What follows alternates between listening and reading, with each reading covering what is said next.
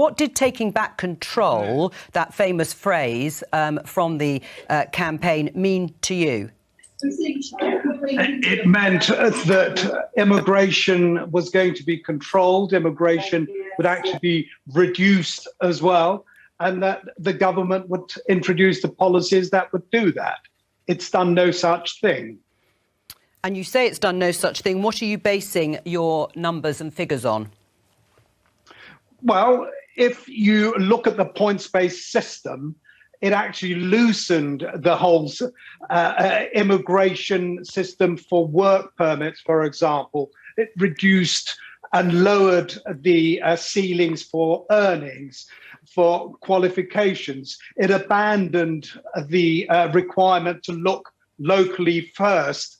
All in all, it just made it so much easier for employers to bring in cheaper labour from overseas, and indeed no control, because there are no limits to the numbers that they can bring in. Right. Well, let's just we'll keep you there, Alp, for the rest of the discussion.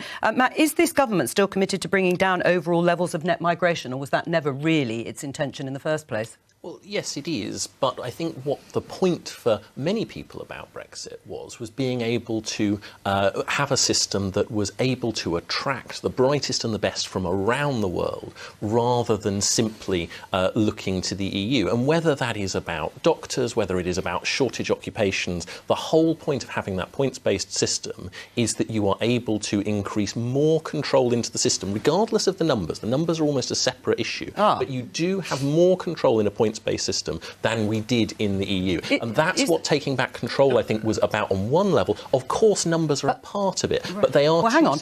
Wait,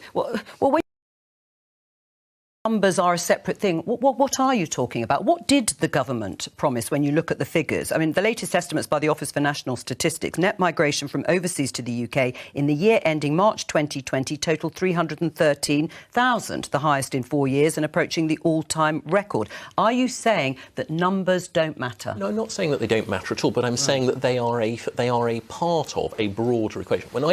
Should the numbers come down or should they not? So I think over time, yes, of course they should. But for instance, what I don't want to see is a large agricultural constituency like mine not being able to attract people to do work in agriculture. Longer term, I'd like to see more mechanisation. Likewise, in the health service and social care, this is about being able to design a system that best suits our needs, which we are indisputably now able to do in a way that we weren't when we were in the EU.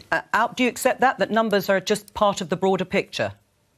Nonsense. Forgive me for saying so. Of course, numbers matter. It does matter how many people are coming into the country, how much they're adding to the population, the sort of needs that they have, be it housing, be it schooling, be it transport pressures, the NHS.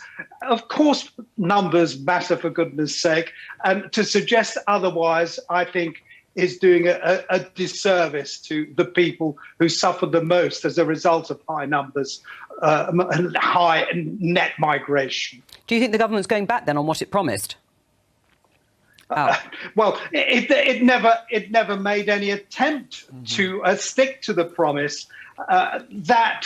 Just moving on to from the time when Boris Johnson became Prime Minister, and he actually promised on TV, I think, dare I say, on Sky, not only would control be introduced, but numbers would come down as well. Nothing of the sort has happened. As for promising Indian nationals better arrangements and more visas to come here, I just find that quite baffling, frankly. I really do, because already a number of Indian nationals coming here to work in IT, for example, is more than any other, or pretty much more than any other. And that's happened over the last couple of years. Matt? Well, I'm not sure who Alp was listening to when he thinks that I said that, that the numbers don't matter. I explicitly said the numbers do matter. But this is fundamentally about having the ability to control an immigration system that we have never had before. Now, I do think there will inevitably need to be some refinements. That's why we have things like the shortage occupation list. But it is two sides of the same coin, numbers and requirements.